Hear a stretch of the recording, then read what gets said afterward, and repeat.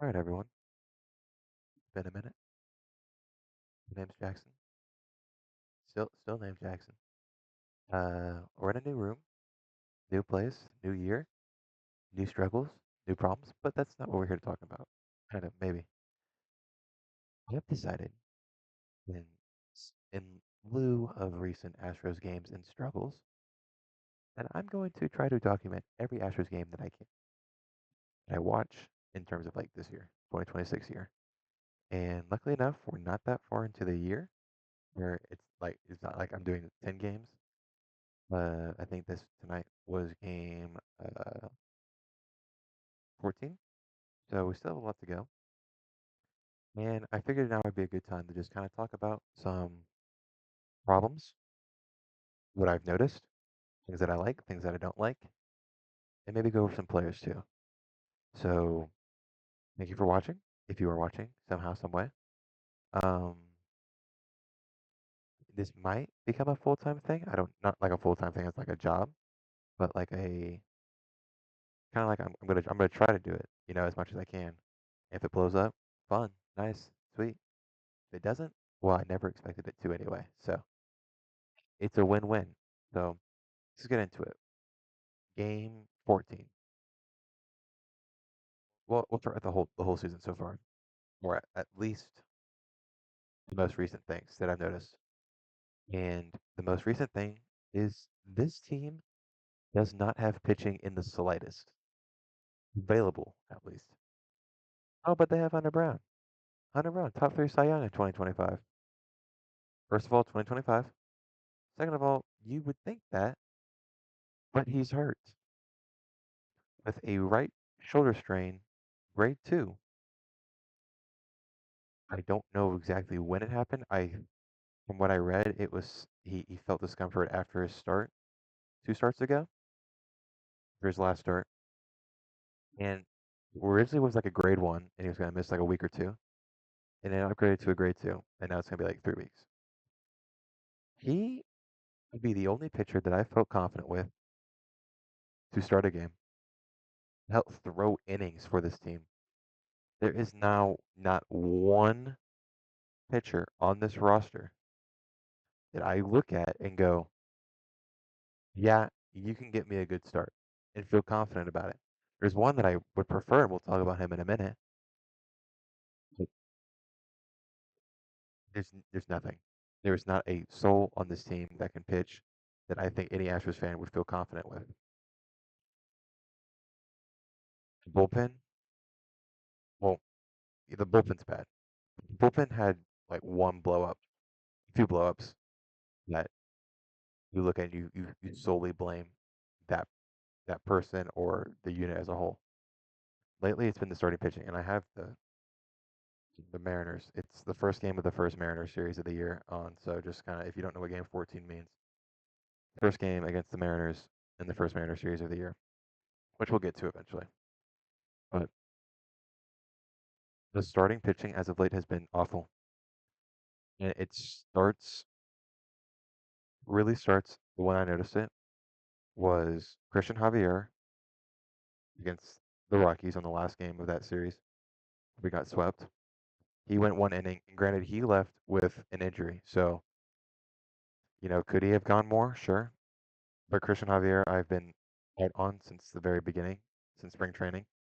So I'm not shocked. Tonight, which we'll expand on more, but we'll talk about it for a second, was Imai, Tatsuya Imai, and I've been very unimpressed with him. From the first start, we'll give him maybe being a little rocky because it's his first year, his first game in America, pitching meaningful innings like that for an MLB team. So you give him some grace because you like the kid, you spent all offseason really hyping him up because it felt like he just fell into our laps, and it's been extremely disappointing. And it really was punctuated, if you will, this tonight's start where he got 1 out and gave up 3 runs, had the bases loaded, 1 out when he left because he just couldn't. There was no trust in him for good reason. but we'll talk about that game more in a minute. Pitching has been the problem.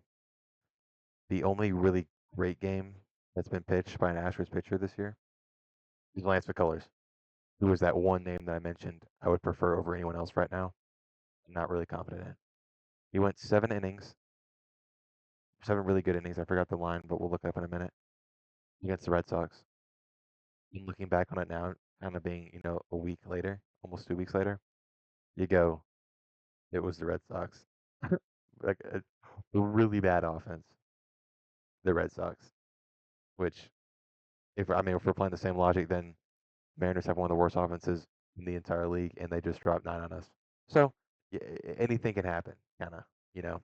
And so it gives me a lot of faith in Lance. And I was right hand up. I was really not hoping he was in the lineup to start the year, but he shut me up with that performance. And he didn't have a bad performance against the A's, which would have been his next start. So I'll eat crow on that. I I I, I I spew bad opinions maybe, but I'll admit it when I'm wrong, and I was very wrong about that. But we'll talk about his start in a minute for tomorrow. Catching up on some names that I like, and I am going to open up Baseball Savant because I love Baseball Savant, and I think it's such a good place to go for advanced metrics and also just kind of base stats. Uh, I do have some school tabs open, so if you want to look at my school tabs and what I'm working on, feel free to, but don't. Nothing wrong there. Okay. Now that I have Baseball Savant open, we'll look at that. So let me pick, and I'm a very bad YouTuber, guys. And the editing is very poor. So I am in OBS now, and you're gonna peep OBS. Shout out OBS. And we're gonna go mini me. I hope that's not too bad for reviewing, but that's not the main issue now. We're going to Lance McCullers. And right here on the left, obviously we see this year he's 1-0 with a 3.27 ERA in 2 games, 11 innings pitched, 13 strikeouts, and a 1.18 WHIP. I'm a fan of that. Comparatively, it is not bad at all. That is exactly what we want. And some of these metrics here, right here in the middle, uh, red actually means really good. 'Cause it's in percentile. Yeah, it's in percentiles. So red means really good, obviously like a 91 percentile in ground ball percentage, and blue means very poor. So right here, this is kind of the main stuff we care about. Expected ERA is at a 57 percentile. It's at a 341. I'm not too moved by that because it's pretty true to his normal ERA over here. So I'm not too mad about that. Expected batting average is at a 248. I don't really know where it really is, but that's fine. And then right here, fastball velocity, I'm not too mad about. We can see kind of over here to the right, we see kind of what he throws.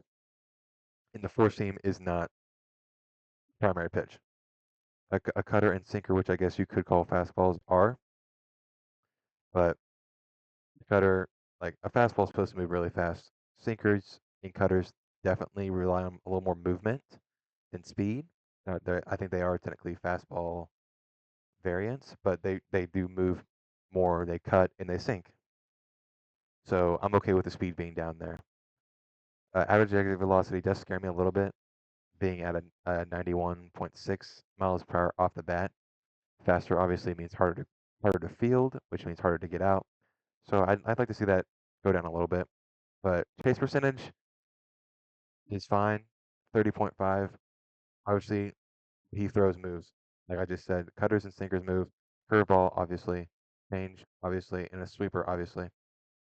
Those move a lot.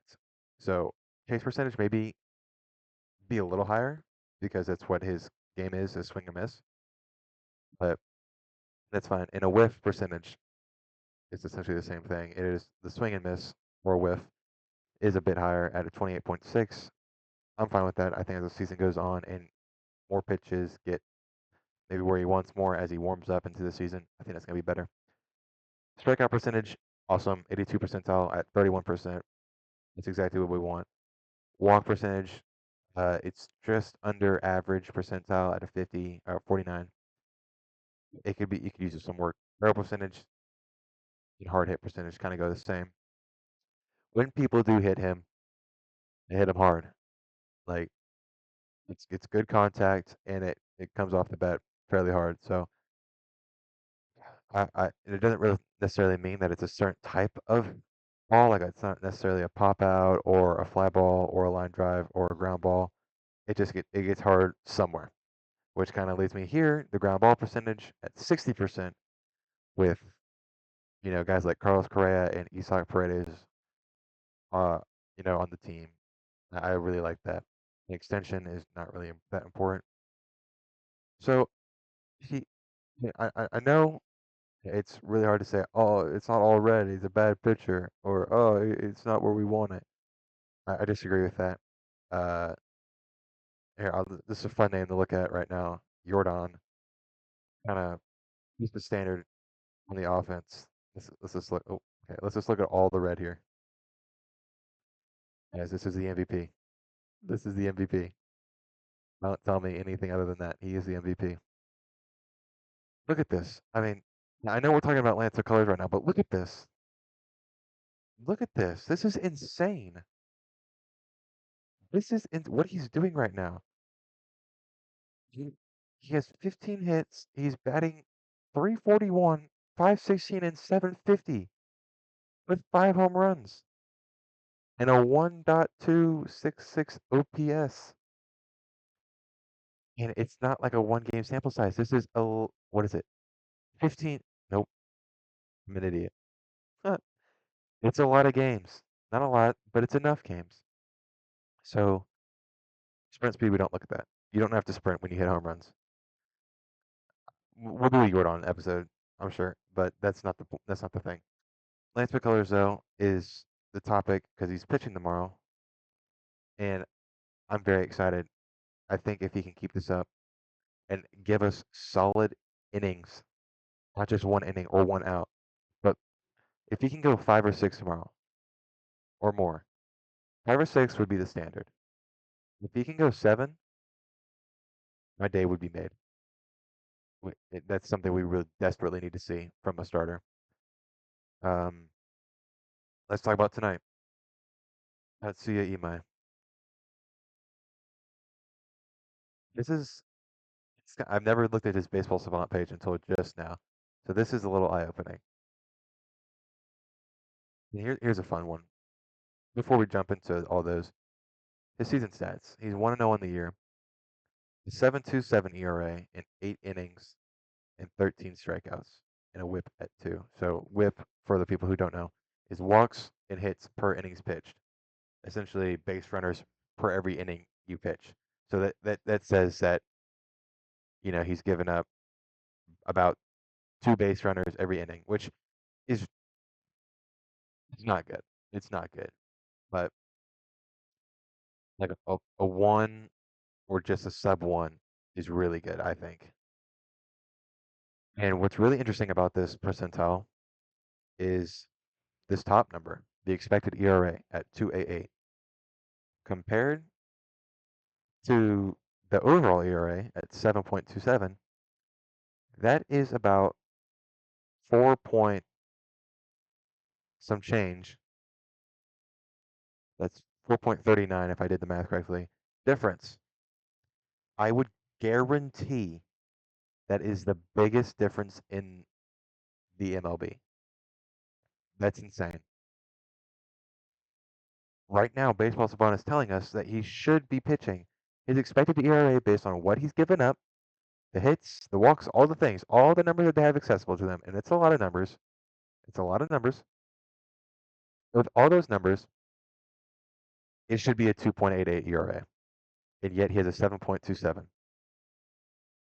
I don't know why that is, but something is not working.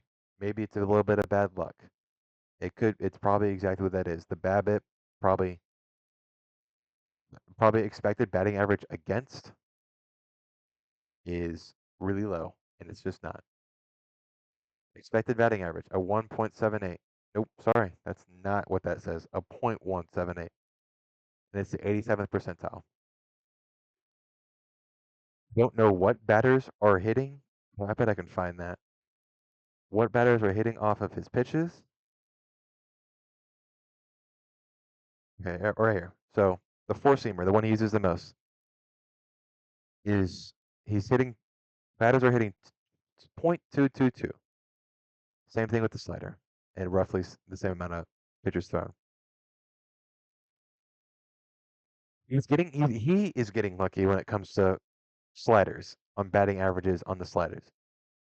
Hitters are getting lucky when it comes to the slider. Expected batting average. Oh, do I have that? Okay, no, that's a different one. Okay, he's getting unlucky and lucky at the same time. But it seems like the unluckiness, like up here, is taking center stage. Good news.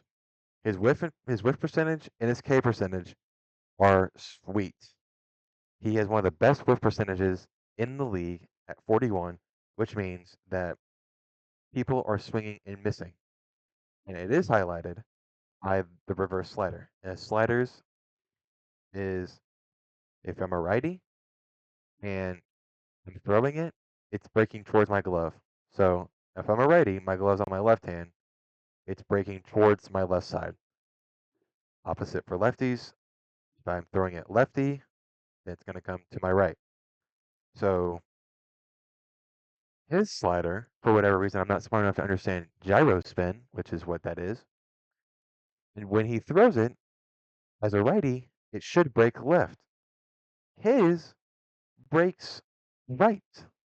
He throws it, and instead of going this way, it goes this way, which a lot of hitters are obviously not seeing very well, resulting in a high K percentage because, well, if you think a pitch is going this way and it's really breaking the other way, you're going to swing and miss a lot, hence the high whiff percentage and the high K percentage.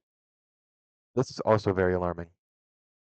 Walk percentage, 18.9. This is straight up hellacious. I can't defend this. He's just not throwing strikes.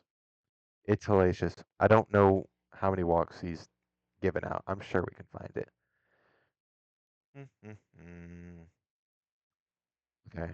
I don't I don't know what BBE BB means obviously walks. I don't know what the E means. But if that does mean there's walks, that's 15, 16. He's given up 17 walks to 13 strikeouts. That's just not going to happen. We cannot allow that to happen anymore. That is truly awful. He has walked more than he has struck out. How many batters has he faced? Okay, well, it's a lot more. But he's walking about 19% of his hitters that he faces. Awful, which is why this whip is so high.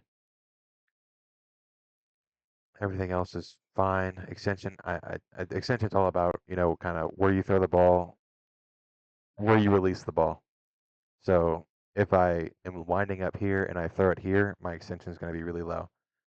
But if I throw it and I end up all the way like out in front, that's going to be really high because if I'm throwing the ball closer to the hitter, they have less time to react. Therefore, it's better.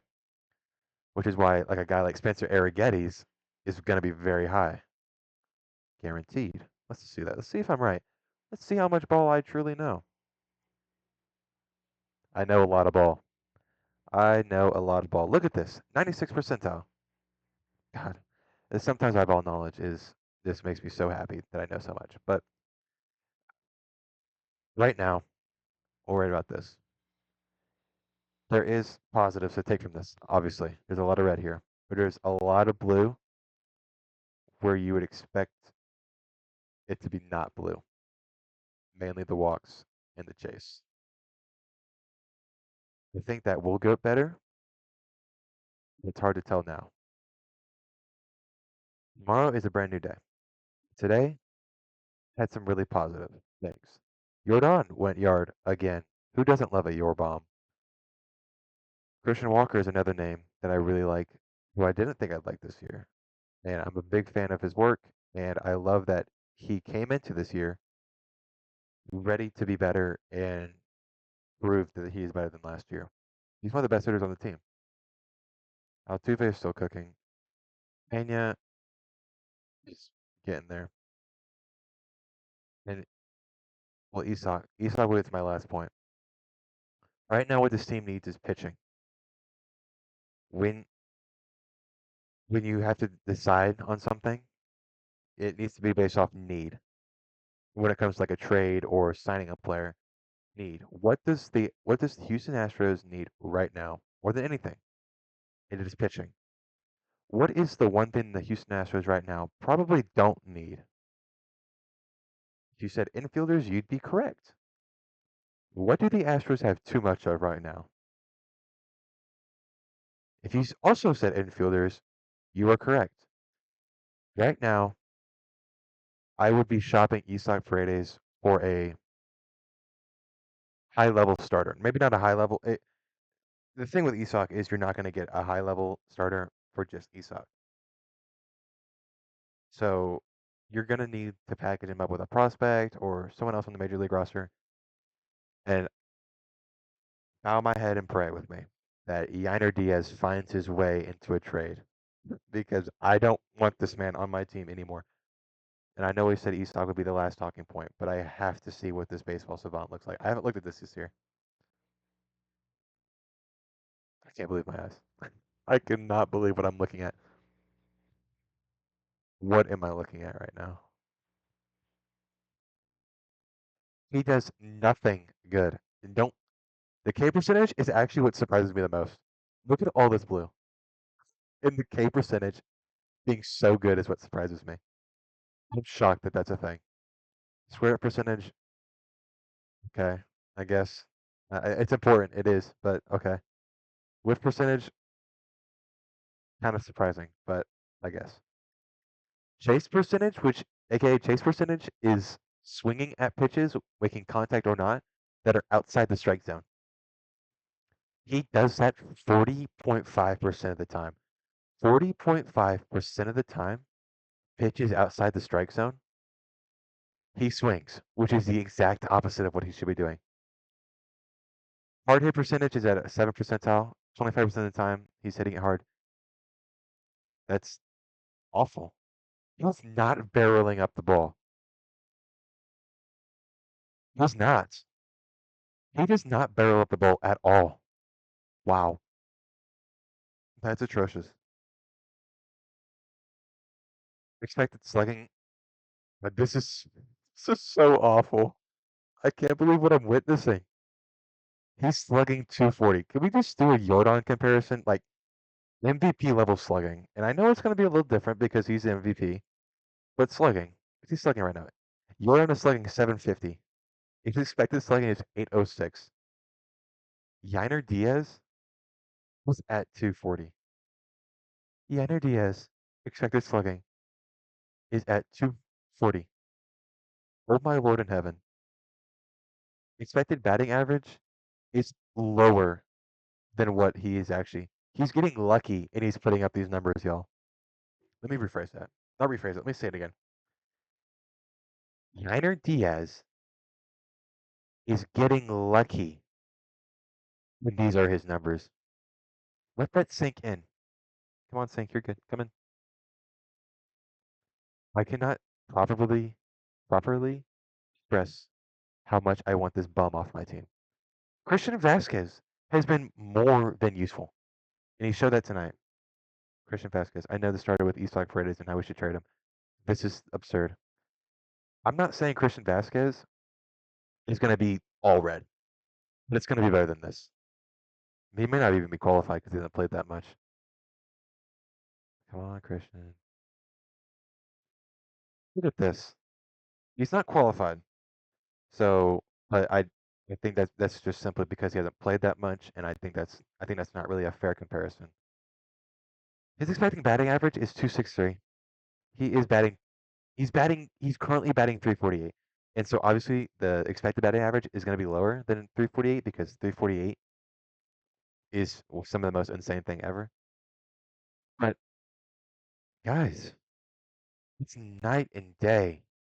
It is just night and day. with what Christian Vasquez does. His whiff is he makes contact when he swings. His K percentage, he doesn't strike out. He doesn't walk a lot. And the thing is, and call it moving the goalpost right now, but it's really not. It's with a catcher, they're it's not expected to have a lot of red. Catchers are notorious for not hitting the ball best. So this is fine. I'd expect this for a catcher. I'm okay with this. But what I saw from Yiner is awful. I'm sure Martin Maldonado's is very similar. Framing 71. It's kind of a lost art now that with ABS is here, but it is what it is. Pass ceilings above average is 0. He's doing average essentially at 0. And blocks above average could use a little work. We didn't check Yiner's. Oop, we didn't check Yiner's defense. So I think it's only fair if we compare Christian. If we use Christians, that we use Yiners. Roughly the same. Much roughly the same.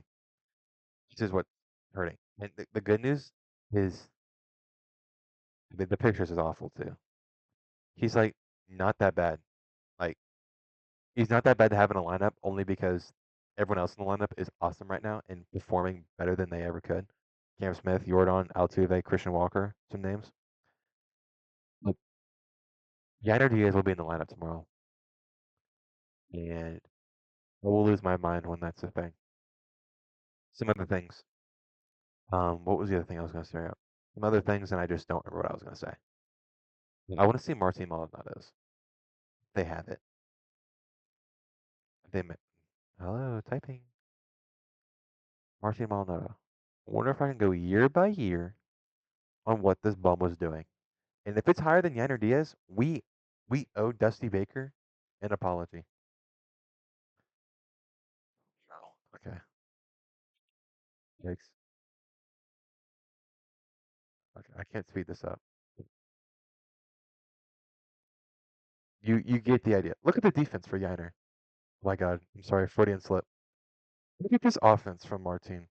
First of all, look how terrible this is. This is what people are saying now that we kind of wish that Martin Maldonado was on this team instead of. This is awful numbers, but it's not Yainer Diaz awful. 24, they even qualify. Sure, 25 is the same. Big Melville. You won't be able to trade Yainer Diaz for anything. We're back here. Full face cam activate. Full face cam activate. I'm still trying to figure this out, guys. You won't be able to trade Yainer Diaz for anything because of what you saw. But he needs to go somehow, somewhere. If it's AAA, if it's on the bench, or if it's rotting away on the couch because we released him, something needs to change. So before we go on the Yainer Diaz tangent, we'll hit that one last time that Isai Paredes needs to probably need to be shopped around. Whether he gets dealt or not is TBD, but you need to get an idea of is a high to mid level, and by high to mid I mean 3 to 2 starter available for Isai Paredes, straight up. So yes, if it's close, see what else they want. But if there's one person I need to trade away, it would be Isak right now, just because he's the last thing we need on this team. And I love him. I was so pro don't trade Isak Paredes in the offseason because you can find a way to make it work. And they have. When it comes to that situation, they have done more than enough to make it work. And it's worked. With the pitching being so awful, we can't win. We just can't win. It's impossible. So with the odd man being out in Isak, you just see. If it works out, I think you pull the trigger. If it doesn't, then you just hope that people start figuring it out that you do have. So I don't know. What I do know is I'm gonna end it there. We'll see. Tomorrow brings. Maybe I'll talk about it. Because what else am I doing? But we'll see. So I hope everyone has a good day. Good night. Good afternoon. Wherever you're watching this, whenever you're watching this. Hope you're doing good. And let's hope tomorrow goes better. Final score tonight was 9-6. Mariners lose the first game of the series. You dropped to 6-8. Let's go to 7-8 tomorrow. Let's go to 7-8. Let's get a good win. Good vibes only. Hope everyone has a good day. See you next time.